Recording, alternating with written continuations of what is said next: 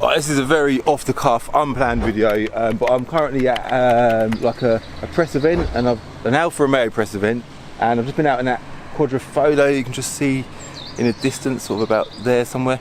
That's an amazing car. I've done a video on that. If you ain't seen that, go and check that out in somewhere up in that corner. I haven't got loads of battery life left. That's a bit annoying. But today, well, let me tell you a story. I just went out for a little drive in this. I'll say a little drive. I'm on about a couple of 100 yards, and I was driving. I thought, I've got cameras here. I need to film this car. So I popped back to my Golf, which is parked there, grabbed my cameras, and they're now set up inside. So we're just going to go for a little drive in it. It's first impressions. I don't know much about this car at all, but I felt the throttle response, and it's unbelievable. So let's just jump in and go, yeah?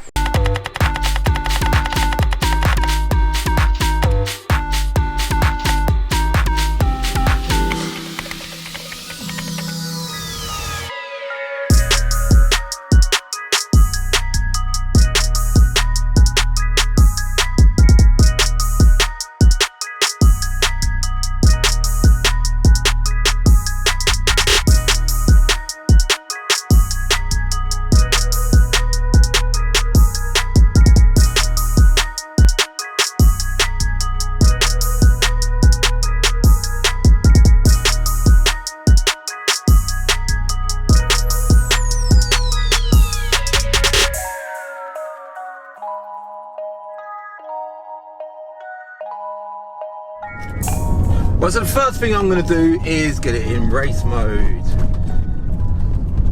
There we go.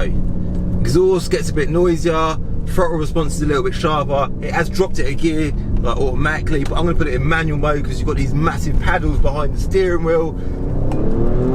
And I'm just going to give it some stick. Now, again, as with the Giulia, I don't have stacks of knowledge on this car, so forgive me for that, but I'm just going to drive it today purely from, or review it. Is this a car review? It's not really fair to call it a car review, but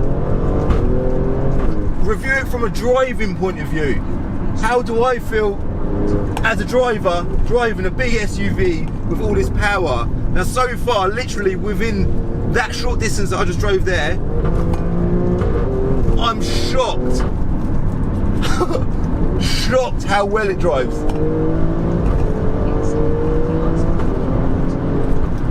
Oh my god! Hold on, we just nearly went past the speed limit then. I don't want to do that. So I was just about to go out for a drive in this car because they just said, take the keys, go for a drive. You'll be really impressed with it. And I was like, alright, I'll go for a drive. And then I thought, why am I not filming this car? I just mentioned on my Instagram that I wouldn't film it because it's not currently within the content flow of my channel. It's a bit out of the ordinary slightly, but I'm here today. I've got the keys for it. I've got my cameras. I'd be stupid not to. Now, annoyingly, every time I've gone for a drive anywhere today, I've been stuck behind either a lorry, a Land Rover Defender, or a learner driver, yeah? They're like 3 L's, isn't they? Lorry, Land Rover, or learner driver. And again, I'm out in the Stelvio and I've got a bloody lorry in front of me. I really want to, two things I want to achieve today. One, I want to drive this car and have some fun in it, and two, I want to drive it hard and have some fun in it, preferably before my camera goes dead, because it'll be so annoying if I don't get this on camera. Now, I don't think I'm going to get a chance to pass him, so I don't know what I'm going to just have to hope that he turns off the bloody road any second now. Now, I did just go out in the Quadrofoglio, and I'm not joking, I was so impressed with that car. Now, I'm not paid to be here today, I'm not paid to talk highly of these cars. I've just been invited to come down just for a day out, and I chose to bring my cameras along with me and get some content. And like I keep saying, I'm genuinely shocked. The way this car just pings off, you just don't expect it, because it is a big SUV. I don't know what the weight difference is between this and the Giulia, but apparently they do 0 to 60 at almost exactly the same speed. That's pretty impressive. And this is 510 bhp, 2.9 litre V6 twin turbo, like I said, and it feels like when you put your foot down, let's just slow right down, got no one behind me. When you put your foot down, traction control is off, it feels like the power is majority of the power is going to the rear wheels, because you feel it step out a little tiny bit. So, which is nice, you know, it gives the car a bit of savageness, do you know what I mean? A bit of instability, is that even a word? You know what I mean? A bit of give, which you want. I thought it'd be a really rigid four-wheel drive car and it'd be like a bit soulless and dead, but it's completely not. The gearbox, by the way, is unreal. Watch how I flick through the gears. Look. The sounds, the power delivery, the performance, the gearbox, and it's a 5-seater SUV with a big boot. So far I've driven this car for pretty much as long as this video has been filming for, and I really cannot believe how bloody good it is. And I am not one of these big Alfa Romeo fanboys. I'm far from it, in fact. I am not a big Alfa Romeo fan, but they just seem to have just stepped into the market recently with these two cars. And everywhere you go on YouTube at the minute, if you watch car stuff on YouTube, everywhere you go, you hear of, oh my god, I've driven a car like this, I can't think what it is. Everywhere you go on social media, you see these two cars. You can't get away from them, and I have gone out my way. It took me bloody 2 hours to get here today. It was a nightmare journey, but it's been so worth it, because the experience I've had, and even for Alfa Romeo, I know some of the Alfa Romeo people that are at the event today will watch this video and be like, so good that Calvin's loving them two cars, and I genuinely am. I'm loving them. They're unreal, so bloody good. Throttle response, I know I've said this and I've said it a lot about the Giulia, that is what you want. This car drives like a bloody sports car. It's a I said it already, a 5-door, 5-seater, big boot, big arse, big SUV, and it drives, it performs like that. I expected to get in this car and then not be a race mode. I expected to get in this car and it have less power and less performance than the Giulia. But this is absolutely not a compromise on the Giulia. It just looks different. Performance-wise, it doesn't feel any different. But for me, personally, I must admit, I would go for the Giulia, because right now in my life, I want a rear-wheel drive car, and this isn't.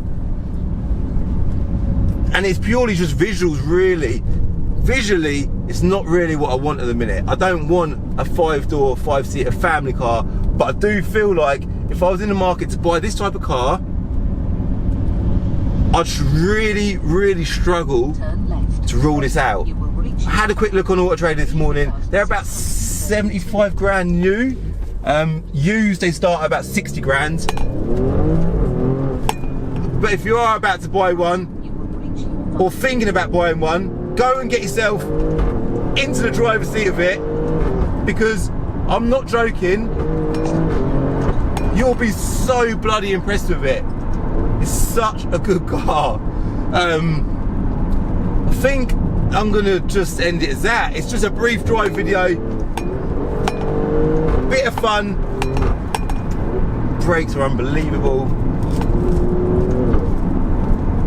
Panoramic roof. It's got the carbon fibre seat option.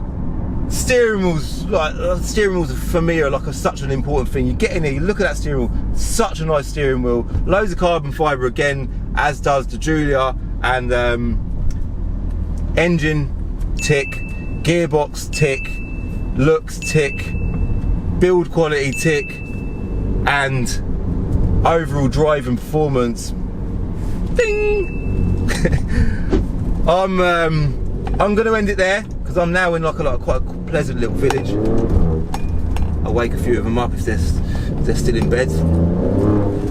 Before you go, I will just display again what it sounds like with the back windows open. Drop it to first, just listen to it. Let's do that again, yeah? We've got walls either side, we've got a bit of an echoing environment here. Listen to this.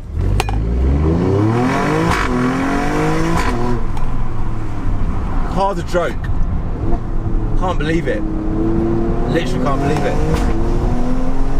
The back end did skip a little bit there, see? And I like that about it. I'm currently going through a quiet little village. Come on, mate, I'll let you go first. Not the best route, really, because it's just been so busy, but I've got the windows open again just to, because it just changes the experience with when you drive. Go on, mate. Go on, after you, sir. Thank you very much. Because, and I reckon probably not just the experience of me driving it, but the experience of you watching this video, you probably feel a lot more engaged when you're here. Not even engaged, I don't even think that's the right use of word. I think it probably lifts the excitement of the video. It does sound so bloody good, but I am now going to have to close them windows, annoyingly, because I've got loads of wind noise in it. But I'm so impressed with this bloody car.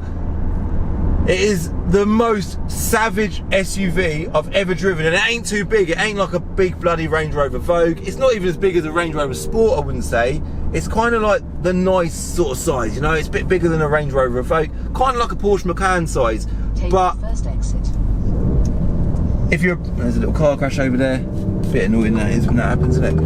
And I'm not sure if Porsche Macan buyers would look at buying an Alfa Romeo, because it's a very different type of car. But if you are about to buy a Porsche Macan, as an example, I would highly, highly recommend you get yourself in the driver's seat of this car, because it is absolutely savage. I'm going to end it there, but thank you very much for watching. I do hope you enjoyed the video, and as part of your showing your gratitude to this video, if you did like it, make sure you hit the like button, yeah? And if you're new, I don't generally do this sort of press stuff because I'm not a journalist, but I do like to have fun in cars. I'm a car trader, I do a lot of content on used cars, so if you like cars, all types of cars, I'd like high performance stuff, if you're the same as me, do hit the subscribe button, and I'll see ya in the next episode of Diary of a Car Trader, right? Bye.